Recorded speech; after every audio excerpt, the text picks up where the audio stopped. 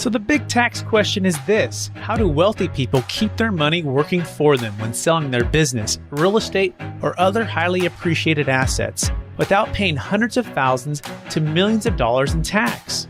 What if we, as business and real estate owners who have poured blood, sweat, and tears to growing our wealth, and who didn't hire expensive tax attorneys and CPAs to map out an exit strategy, knew their secrets? Instead of recreating the wheel, why can't we just model the way they deferred 30 to 50% in tax, paid off debt, funded their next business dream, and most importantly, leave a financial legacy to give to the causes we believe in most? What if their secrets weren't complicated at all, and you just need a guide who is a few steps ahead of you? That is the question, and this podcast will give you the answers. My name is Brett Swarts, and welcome to Capital Gains Tax Solutions. Welcome, everybody, to the Build to Billions podcast, where we guide successful entrepreneurs and investors on their journey from millions to billions. We believe the key to scaling and compounding your wealth and life starts every single day with the mindset and practice of stewardship over ownership and applying billionaire biblical principles. Our ultimate goal is to help you scale and compound your wealth and life so you can give more or all of it away to help MVPs. My name is Brett Swarts, and every episode we're joined by the world's top entrepreneurs, millionaires, and billionaires, and they share their story, insight, and wisdom with us so we can all level up and gain more freedom and make a bigger impact. I'm excited about our next guest. He is the CEO of Red Cedar Capital Partners, and he has a passion for building and creating value with housing. Mostly in the Smile States, where we're talking more about that. We're here live in Charlotte, North Carolina, shooting today. He's originally from Philadelphia, and he is here with us today. I'm so excited to introduce John Grabowski. John, how are we doing? I'm doing well, Brett. Very well. The last name, obviously, is so close. Grabowski. So we practiced like it a little bit. Lebowski. Yeah, Grabowski. Yeah, and then, and then you have Gronkowski, right? And so people your whole life, maybe, or when he was popular, so It talk about was that. a lot of grabs. Yeah. A lot of, it's always grabs. But, it just flows. Grabowski. John Grabowski. Awesome, John. And for our listeners getting to know you for the first time, would you give us just a little more about your story and your current focus? Yeah, sure. So started in real estate out of college. I worked for a developer and then started my own residential brokerage business. So it was still early in my career during the Great Recession, the GFC. And so from 2009 until 2014, bought distressed real estate, focused in the Southeast, so Charlotte, Atlanta, Florida, Texas markets. I like to say took two bites of the apple. Initially for a couple years, bought foreclosed homes at the courthouse steps, had a team that would renovate those homes, then we would sell them back to single-family rental groups. That space got more institutionalized, as time went on. And so, by about 2013, pretty much it was just the institutional groups that were buying at the courthouse steps. And us as an aggregator, we weren't seeing as much value in that model anymore. And we started that business, literally buying 10 homes and then 20 and then 40, and increased that over time. And then the second bite of the apple then was buying vacant developed lots during that period of time. And so we were focused on, again, in the Southeast, subdivisions that were built, maybe completed, vacant developed lots that were ready to be built on. And at that time, believe it or not, these lots had little to no value just because there was so much supply, so little demand, at that time in the market. And so we bought a portfolio of about 1,800 lots across similar states. And our plan was to sit on those for a period of time. And one of the capital groups that we worked with in our first iteration said, look, if you can figure out a way to get a physical home on these lots, we'll take everything that you have. And so over the course of 2.5 years, we partnered with local builders, self-performed some, and built on those lots and sold them to that capital group. And so it was a great exit out of 2014. And we laugh, these were lots that we were buying for, $2,000 to $5,000. Homes at that time that we were building for, $45 to $50 a foot. Those homes are probably valued, $400,000 and $500,000 now. So, Got it. amazing trade for the investment groups that bought them at the time and had the capital to do so. But we were very, opportunistic to play, our role at that time. Love it, love it. So a couple themes so far, and we'll dive into more of these as we get the show going here. But starting in the 2009-8 crash, right, and right there, and getting started and seeing opportunities and taking action, right, at the courthouse step, literally going and doing that until basically it ran its course. That's and right. institutions started to come in. We talked about a little bit today earlier when we were touring some of your properties and some of your sites, but also when you would see roadblocks on certain deals, Yeah. and instead of just oh, that's a roadblock to stop, it's like, well, how do we vertically integrate and continue to innovate as a company, Yeah. and then create more value and de-risk, and that's what we're going to be talking about mainly. right. I just want to tee that up, but before we go there, and by the way, people want to learn more about John, you can go to redcedarco.com, redcedarco.com. One other step back, like growing up, John, so in Philly, right? Who's kind of John growing up? Yep. I believe we've all been given certain gifts in this life, and these gifts have been given us to be a blessing and help to others. Yep. So what would you say is maybe one or two, superpowers or strengths that you believe you were given? Yeah. And how does it help how you help and bless people today?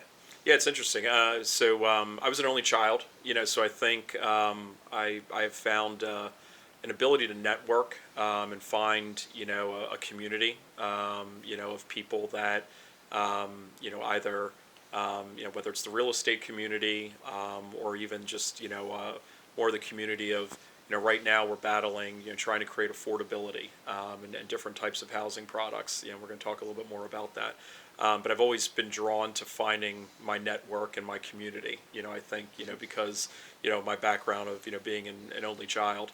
My father was a land use attorney. It was a very technical, area of law. And so I don't think it's surprising that, I'm in the real estate business. We're in the land development business. We're in the home building space, and we're going to talk about build to rent. But those are all products that kind of come out of land use and what those rules are and how do we, create something out of it. Very early on I was exposed to that. Always found interest in that. Didn't, necessarily set out to be a developer or a home builder. But back to your point of, I think one fundamental, that I have and that Red Cedar has is that, we can't control the market. The market will do what it does, but we can control how we react to it. And we can control that, when we do deals, we're going to have multiple exit strategies. We're not going to be stuck unprepared and not think through, how we can exit, the projects that we're in. I think the GFC story talks to that. That was a market reaction, to something that had been created probably over 10 to 15 years prior to 2008. We saw an opportunity to make money, in a period of distress. And then coming out of it, I built a home building business, a land development business, and now we have a lot of focus in the build to rent business as well. And so those are three different unique areas in the residential real estate world that we think are very important to solving real problems in the market right now. And I think that's where we're finding our success. Yeah, and I think that's really we're going to focus on the rest of the conversation, which is basically building wealth in multiple strategies in housing. Okay, and this is what you guys have proven now with your model. And so let's go there, right? So we're in this marketplace right now. We're in the end of 2025 as we're recording this, right? It's an interesting place. Maybe the peak was early 2022. Maybe it was late 2021. I'm not sure if you had to really peg it, but usually it's about a 3-year, maybe 4-year cycle where top to bottom. So what is your sense on where we're at today? And then let's talk about how Red Cedar is positioned to mitigate the risk, no matter the conditions at this point. Yeah, it's hard to say exactly where we are because I think we're learning every day, where the start was. I agree with you, this kind of 3 to 4 year, cycle. And I think we're learning now that out of COVID and, what we thought was a normal market reaction, to maybe some undersupply and where demand was and such, was maybe not as natural. It was created by a lot of dollars flooding the market, very low interest rates, and it's created this hold effect now, and so the market is different, and so I think a lot of product was built, from 22 into 24. In a lot of different areas, not just in residential, but in commercial and multifamily. A lot of permits came out. But alternatively, we still have a housing shortage, that is a dilemma on affordability. And so I think that's what we're seeing now in 25, and will probably extend a little bit into 26, is a real issue with affordability. And you can point to interest rates. You can point to just housing prices, period. But at the end of the day, I think most folks that are looking for housing, in what we call, more of the entry level or move up, are shopping payment, and trying to understand, where they're all in on a monthly basis is going to be. And right now, in 2025, it's pretty unaffordable. Interest rates have been stubbornly high. Housing costs have been stubbornly high. And you have to deconstruct that a little bit to understand why. So you have, what makes up a house? You have land, which your land sellers are always going to, try to get as much as they can for their land. And land pricing, is still certainly higher, than it was pre-COVID. And we don't really see that, changing too much. You have governmental approvals, and the entitlement cost to approve a piece of land to create the house. Incredibly high, it's very costly, incredibly long, it takes a lot of time to get an approval. That really adds to a lot of this cost that a home buyer or a renter doesn't necessarily see when there's that final sticker price of the house. And so when you layer that on top of the actual cost of the land, then there's the development of the land, which has been, a little bit more expensive since COVID, and then the building of the home, which build costs themselves, even though that's the headline and is criticized in tariffs, build costs have remained flat. In fact, our build costs in 2025 have come down. And some of that is because we're a vertically integrated business. We buy well, we work with our trades, but across the board, I think you talk to most builders, they would say build costs have actually come down. So really, we're talking about a market where you have, a lot of, governmental costs that go into developing a piece of land, a lot of time that goes into developing a piece of land, and that creates, cost associated with it. And you put all of that together, and now you have, an entry-level home that, used to be maybe $180,000 to purchase. It's now $300,000 to purchase at a 6% mortgage rate instead of a 3% mortgage rate, where it was during COVID. And now we're seeing an all-in mortgage payment with taxes, of $2,800 for an entry-level home. And so how we've looked at it is, there are buyers, for certain products and certain locations that want to own. And that market will always exist, and we're happy to be in that market. We build a wonderful home. But what's another way that we can create affordability? And so we've really focused on build to rent, which is, taking entire neighborhoods where we're building the same exact home that we build for sale, but we're adding professional management. We're adding all maintenance taken care of, yards are taken care of, and it's a very easy transition for someone who's looking for more monthly affordability in housing to step into the same exact home that they used to only have the choice to purchase it. Right. I'm going to kind of double click on that point here, because I think that's the key, right? You can do each one. And I think a lot of other companies, they don't have multiple exit strategies. They have a single thing that they do. And unfortunately, when you have higher cost, higher time, regulation that can delay things, Yep. in this world of building houses and creating wealth, if you don't have the ability to do multiple things and That's right. pivot as the world changes, then you can get caught, right? And because these things like land don't cash flow until you actually build That's right. something and rent it out. And so tell me what has been Red Cedar's number one secret to creating multiple exit strategies. Yeah. Like walk us through that, and then how when you, as a visionary, let's say you identify that, how do you properly build out the teams and the divisions of the companies? And by the way, do the list. Like talk Yeah. about all the things that you're vertically integrated first, and then let's reverse that. Sure. So it starts with our land team. We have a very strong, land sourcing team, and we source land throughout the Southeast. And that's the top of the funnel. So it starts with land acquisition, finding sites that work for either developing lots and just putting lots on the ground for other builders, developing residential lots and putting them on the ground for Red Cedar homes for sale housing, or the same lot that would be available for build-to-rent capital to invest in. But at the end of the day, that's where the initial value is created in the land buy and the location of the land. And so we take that through a typical entitlement approval process, and then that's step one. We're creating value by taking a raw piece of land and determining we can fit, this number of lots here with this type of product. And once it's ready to go and approved by a municipality, and we've done that work with the people that we have on our team, we've created real value. Right. And we can monetize that value if we want to, just at that point.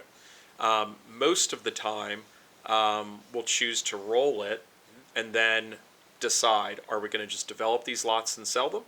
Are we going to develop the lots and build on them for sale? Or are we going to develop the lots and build rentals on them? And that decision is really made up by the market, because we'll look at the market and we'll understand, where the value of a developed lot is with the national and public home builders. We'll determine the value of that lot for Red Cedar Homes, and then we'll determine the value of that lot on a build-to-rent model. I'm going to capture it real fast here, right? So yeah, obviously step one, land team, buying the land, entitling the land, getting it going. Step two is the development. So it's either fully developing the land, so finished lots, right, and sell to like a national home builder or somebody. Develop to build to sell, meaning you're actually going to build the unit and you're going to sell the individual unit or collectively like 150 homes all at once. Or build to rent, right? So you're going to build them all, and you go, that's not a good time to sell. So you have multiple options and multiple opportunities of timing. That's right. To execute on this. And this is key, right? Because we were talking about a story as we toured. I think we toured like 5-year projects just in the last couple hours here today. And you said, one of them, the buyer, he couldn't perform, right? I mean, this is a couple years ago, couldn't perform, and the seller you had a direct relationship with, and so they couldn't perform or wouldn't perform or whatever. So you came in and bought it, but talk about that deal, that project, and how you made it a win-win for the seller and the buyer ultimately. Yeah. So, project that we purchased about a year ago, and it was a $6 million piece of land that had been under contract for several years from a well-known institutional capital group, and just methodically working through their due diligence, they kept extending. We had a relationship with the land seller, and he just reached a point where he didn't want to extend any further. And so he called us, and we understood the deal. We liked the location of the land. We thought that there were various uses for it. And so then we went under contract, and during our due diligence, it occurred to me, why not just reach out to the first group that was under contract and see what their purpose was. And what we learned in the brief conversation was that they actually wanted to hold a rental community there. And so we quickly pivoted and said, well, why don't we just step in and build it for them, and they can just purchase from us. And so that's what we did. And so we closed on the land. We secured a deposit from the group that had previously been in contract for the right to purchase the units that we were going to build there. We ended up building 84 units, and we put it under contract for roughly $42 million, and that transaction's closing next month. So this is great. Okay, yeah. So and a $4 million non-refundable deposit, basically in the beginning of the whole transaction, right? And so you de-risked almost immediately, Correct. right? Because you have a chance to obviously construct it, and you got $4 million non-refundable. You got a contract at 42 based upon let's call it yesterday's practices, Yep. last year's couple years prices. Mm-hmm. So it's a great price. You de-risked, and you got the 4 million. And let's say they didn't actually close on it here soon. Yep. You've got the 4 million, and Yep. now you can sell it to somebody else. You could rent it out.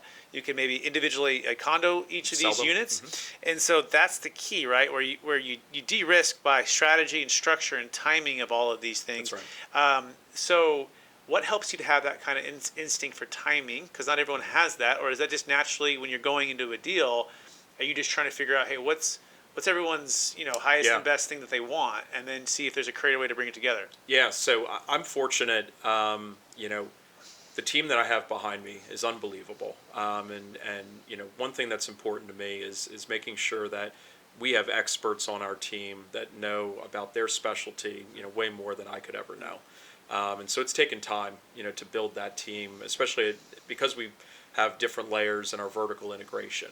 We have land experts and we have building experts and accounting and finance experts. So it's given me the ability to spend time to address exactly what you're asking, which is none of us have a crystal ball. We don't know exactly what's going to happen in the market. But I like to spend a lot of my time talking to capital and understanding how capital is reacting to the market. When I say capital, institutional level capital, who are the actual buyers of real estate, who are the lenders of real estate, where is very large capital being raised right now to be deployed, into real estate.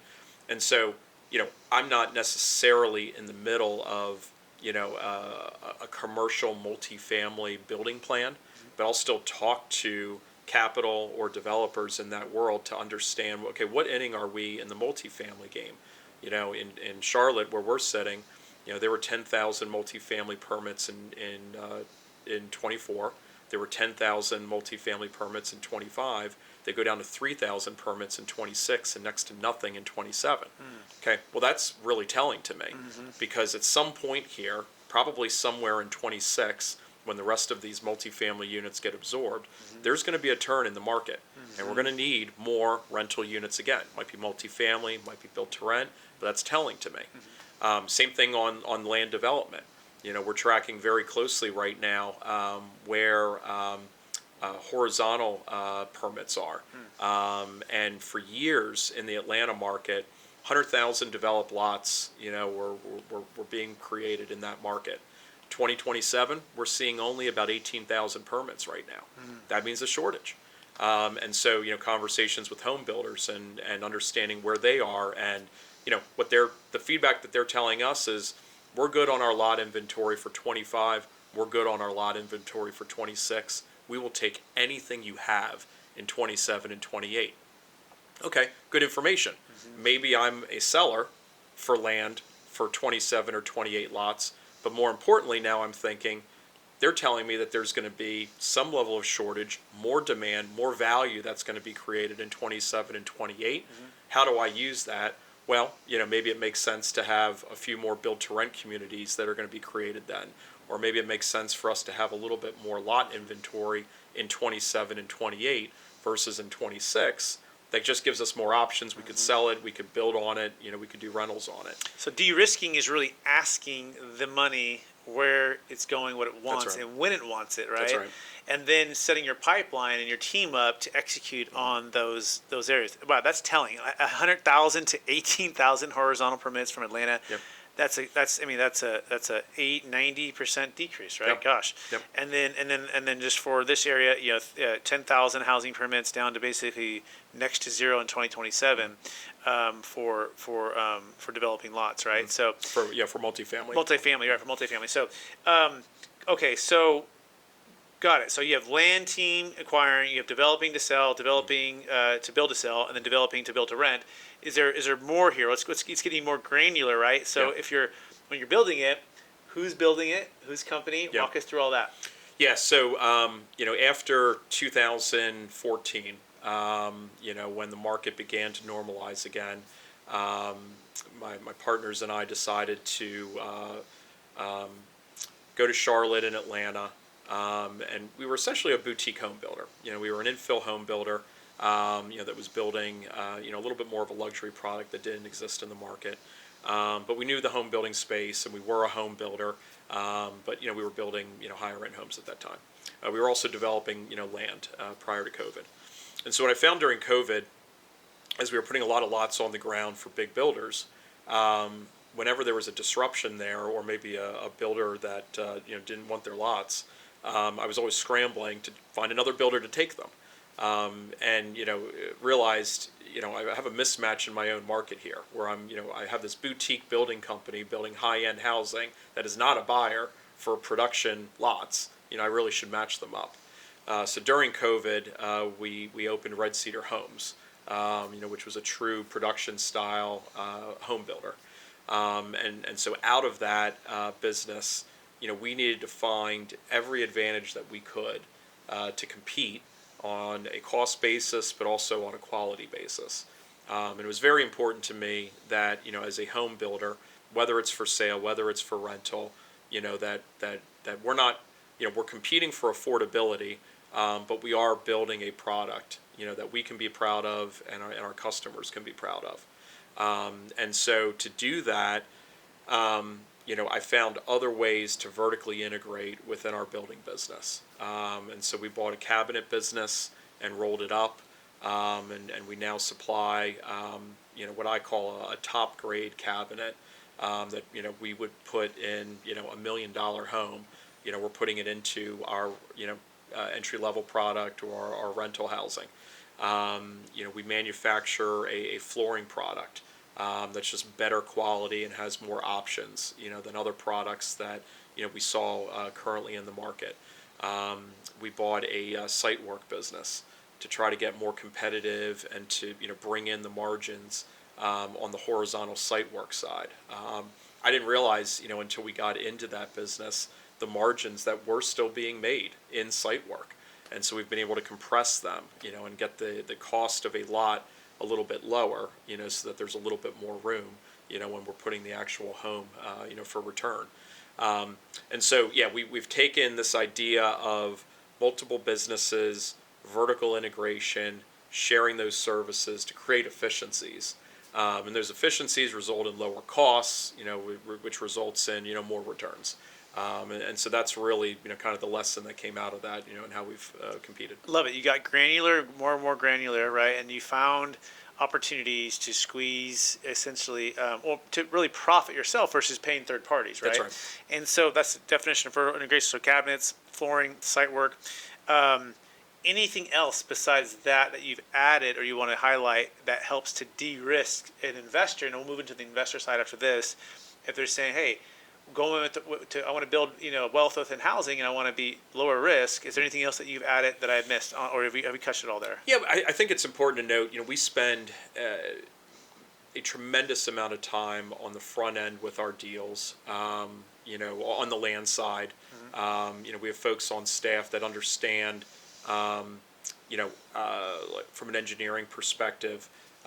What can fit on a piece of land, the early due diligence that's needed, to make sure that we're not entering into any land deal, that is not going to result in approvals and then develop lots. So we spend a lot of time there, and we have very talented people on our team that do that. Over 100 team members right across all of the different, Yep. Red Cedar group That's right. companies. Yep.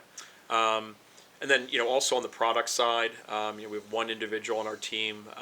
His entire job is to continue to value engineer our plans. How can we build this more efficiently, work with our, lumber and framing partners, work on, roof placements and anything that can create a more efficient design. And again, it's just the point of just driving down costs, creating more affordability. And what's interesting is, when we started in the production space 5 years ago, I purposely did not try to compete with the large public home builders. And now that we're building, next year we'll build, close to 2,000 homes between for sale and build to rent. Because we're at that volume, we have driven our costs down so severely that when I hear other numbers in the market, we're right there. We're hitting those numbers, of some of the national builders.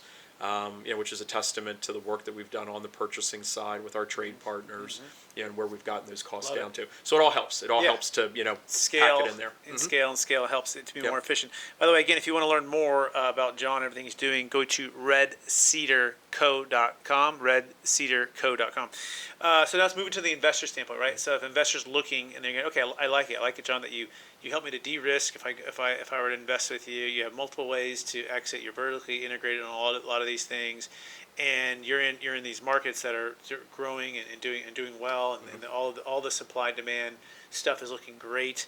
And so let's walk through how someone might invest with Sure. Red Cedar and either the GP, LP, or SPV, setup, and how you guys structure your investments. That's right. Yeah. So, pretty much everything, we consider a project, or within, some sort of SPE structure.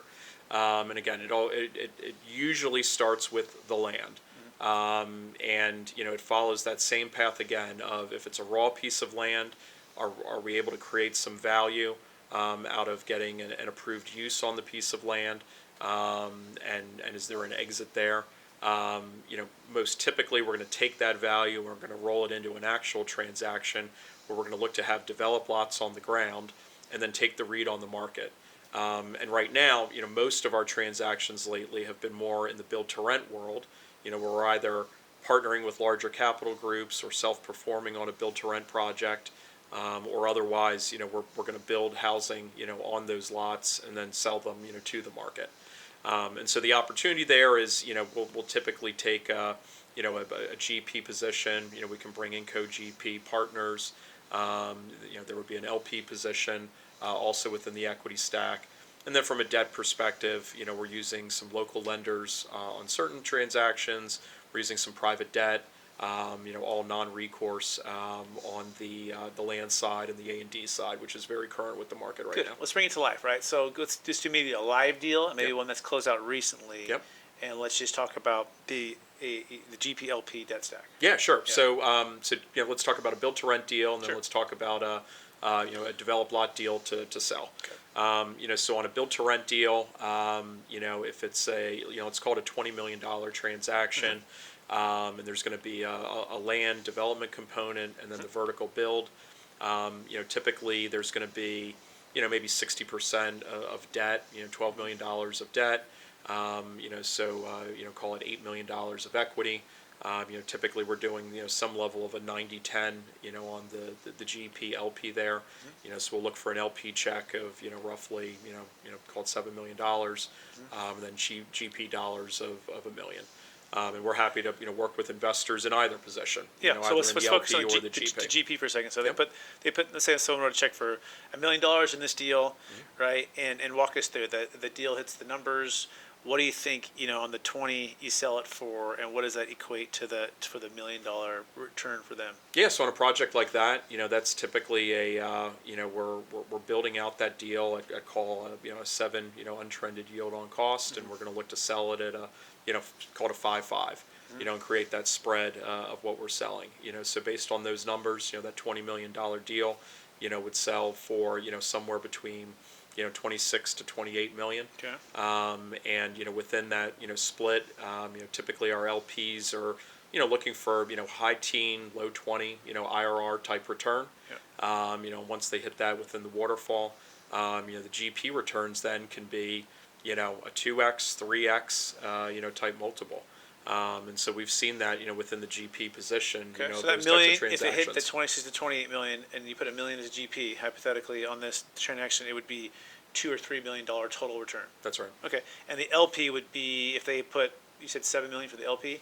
So if someone just wrote a check for you, I want to be all $7 million of the LP. What would that turn into? Yeah, typically at 18 to 20% IRR Okay. is what we're underwriting Okay, into. Yep. excellent. And that's typically like a 2 to 3 year term, or what? Yeah, call it 3 years. 3 years, okay. And no cash flow along the way, right? Because it's developing, right? So That's this right. this is really an equity play. That's right. And then it's paid at basically with the closing. Yes. That's correct. Okay. That's right. Unless potentially it was a build to rent, where you flipped it, and then even then it's going to take a longer time period, right? That's right. From the time that you built it, another year and a half to rent that out to 80% occupancy, or Yeah, I mean, a typical build-to-rent deal is going to be, call it a year to develop it, a year to build it, and a year to stabilize it. So cash flow would start when then? At that point? Into year 2.5. Okay. You're going to start leasing up units at that point. Okay. Yeah, and they weren't necessarily going for that per se, but this is part of the de-risking. At a certain point, if it's not selling or at the opportune time or the market or whatever it is, rent it out, hold it for longer, then you can start to get some cash on cash return. But I think it's always important for the investor to know that the primary reason you're going for it, a particular investment, like what is the big domino if it really hits. The other things are good because it de-risk and have other ways to make money, but just knowing that you have both options. Okay, so good. So you mentioned the build to rent one. You mentioned there was another one too you wanted to talk about. Yeah, and then obviously a more traditional, what I would call an A&D, where you buy a piece of land, you develop the lots. And then make a decision, at that point, once the lots are developed, are we just selling those lots to, the different buyer, groups that we have there, or does it make sense to just build a home and then sell it? And in those structures, we're typically seeing horizontal debt, right around 70% leverage. So if it's a $10 million land deal, $7 million loan, $3 million of equity is needed. We're typically, again, high teens, returns on that. And then, there would be an opportunity to, exit at that point, or roll in, to a for sale deal, or the rental deal. Good. Okay. And I know we're kind of discussing the potential even like short-term 2-year notes type of opportunities, right? That's right. Where they would pay quarterly. And so this is a chance for investors to so that's like the traditional way people have invested with you guys. That is correct. Kind of a new opportunity is like a 2-year type of, but it's more of a steady quarterly payout. That's correct. So can you just share about that and how that can help you guys grow? Yeah, that's right. Yeah, so given the multiple stages of exits, we have found that going deal by deal with capital, you're kind of stuck within the deal then. You might have a few different exit strategies if you hit a worst case, but what if we flip that and we want to be a little bit more opportunistic of we see and recognize something in the market and we want to make a quick exit. Having the dry powder ready to go. That's exactly it. And so, what really, brought that to light was the deal that we talked about earlier, where you have I don't want to say a distressed land deal, but maybe a distressed situation. And if you can act quickly, you can get a deal. And so as I look at, 2025 and everything we spoke about before, there are home builders that are dropping land deals right now to focus on maybe a smaller volume of projects. They had projected, to build 1,500 homes this year, and they only built 1,000 homes. And so they just don't have a place for these other 500 approved lots. That's a really good deal that's going to be at a really good price for us to come in and grab this because maybe we have the room, and capacity to build through them and use one of our strategies. And so just having the access to more dry powder capital is going to allow us to be quicker on our feet and find those opportunities where there's going to be more return. Yeah, it's a consistent stream that could water the existing deals or new deals versus that is correct. a dry pond that just dried up and you got to fill it up again to do the next one. So pretty simple. Again, people want to learn more, go to redcedarco.com, redcedarco.com. You can also go to capitalgainstaxsolutions.com as well to learn more. So let's move into the capital gains tax, right? Yeah. And so part of this potential new strategic alliance that we're forming here is the ability for those to either go into your deals, but also those who are exiting to be able to defer tax. And I call it the kind of the flywheel compounding capital. And so top is you're developing, you have this big gain. You can either get taxed or it can stay within a compounding effect. It doesn't have any leakage there, right? So, and we can defer the tax and go right back into other more deals and just kind of keep this thing going here. So, talk about the biggest frustration when it comes to 1031 exchanges or having to pay capital gains tax for a developer like yourself. Yeah, I mean, look, on a typical land transaction or on a home builder sale transaction, that's ordinary income tax. The build to rent exit, has been a little bit more interesting. That's a capital gains exit. But as we've gotten to know each other, and you've explained your system, I think there's such a better solution, as you've called, the effect of how to exit these, projects, that is probably the toughest conversation that we have, with high net worth individuals, that we've traditionally worked with. Sold on the idea, sold on real estate, sold on our knowledge of the market, sold on our execution. What are my tax consequences? And most of the time, we're working with investors that, probably had some event happen, or some influx of cash, and they're looking to place it, and make return on it. And I think, what you have come up with in your strategies, is an incredible way, for that type of person and who has that type of liquidity to work within that system.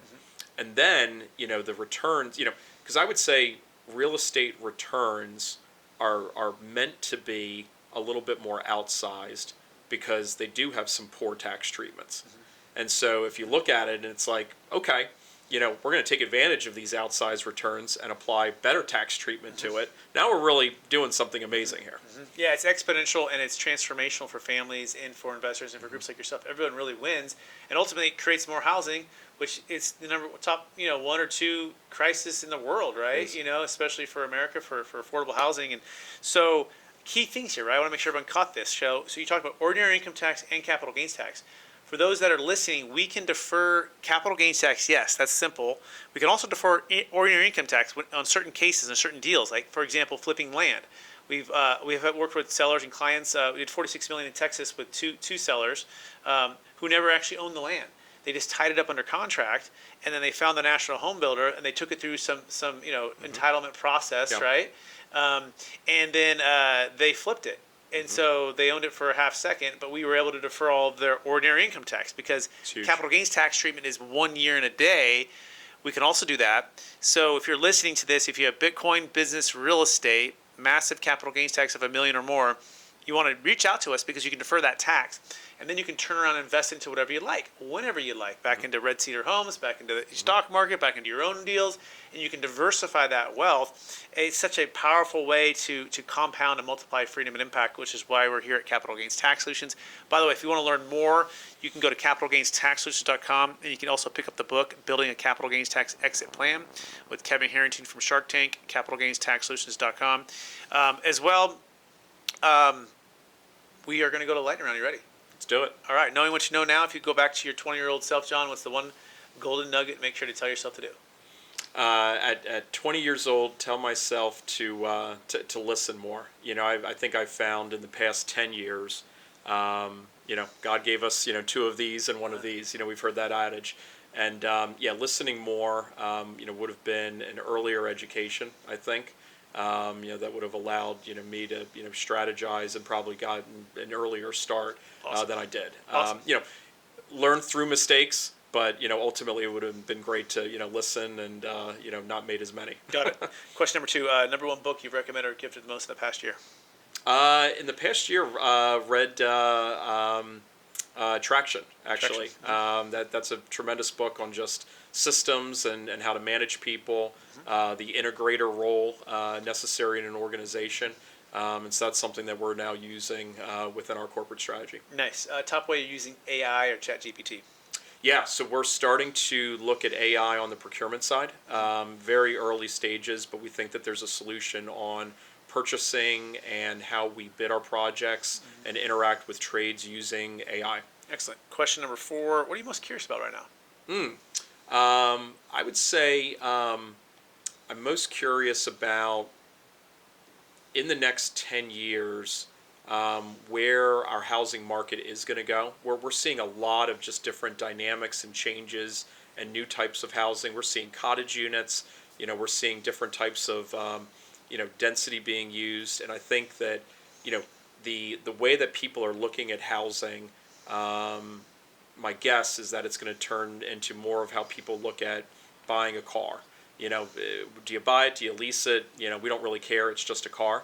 And so I think there will still be people that want to own a home, but I think that there's a lot of people that are starting to realize that life is about traveling, life is about leisure and no maintenance, and a house is a house, and I'm just shopping a payment. Excellent. So I'm curious to see where that goes. Love that. Yeah. Question number 5, how do you best stay ultra healthy and super disciplined? Chasing after my kids. How many kids, John? 5 kids, and keep me on my toes. And but yeah, I think you have to find time for yourself, and find time to still work out, eat healthy. But if you have kids and you're chasing after them, that's certainly keeping the energy levels up. I love it. Number one leadership quote that you strive to live by, or even theme. It can be a theme or a quote. Yeah, I create an impact. I really believe that we have one shot at this thing, and I think whatever that impact is, it doesn't have to be financial,